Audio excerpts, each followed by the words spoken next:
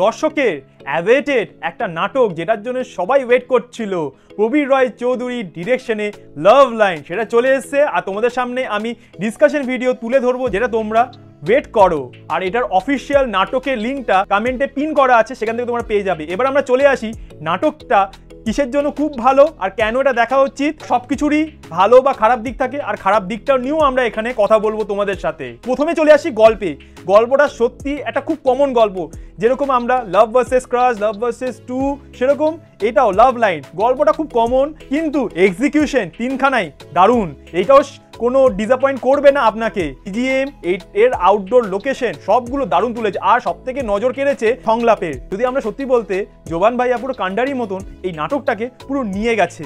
কারণ এখানে নিহা আপু রয়েছে, তার সৌন্দর্যটাই খুবই এখানে দেখানো হয়েছে, বাট তার অ্যাক্টিংটা আমার কাছে ঠিকঠাক, মানে যে এক্সপেকটেশন আমি করেছিলাম এই নাটকটায়, সেটা আমরা জোবান ভাইয়ার থেকে পেয়েছি। পাশাও এখানে রয়েছে, তার এটা ফার্স্ট ডেবিউ নাটক, সে নতুন ঠিক আছে, কিন্তু আমি প্রচণ্ড এক্সপেক্ট করেছি আরও বেটার হতে পারতো।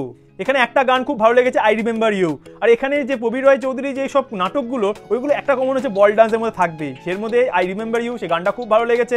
তোমরা অবশ্যই কমেন্টে তোমরাও তোমাদের মতামত জানাবে, আমি সেগুলো পড়বো, আর সেগুলোকে আমি নেক্সট ভিডিওতে তোমাদের সামনে তুলে ধরবো। আর এগুলোকে শেয়ার করবে, তাহলে তো এগুলো জনপ্রিয় হবে।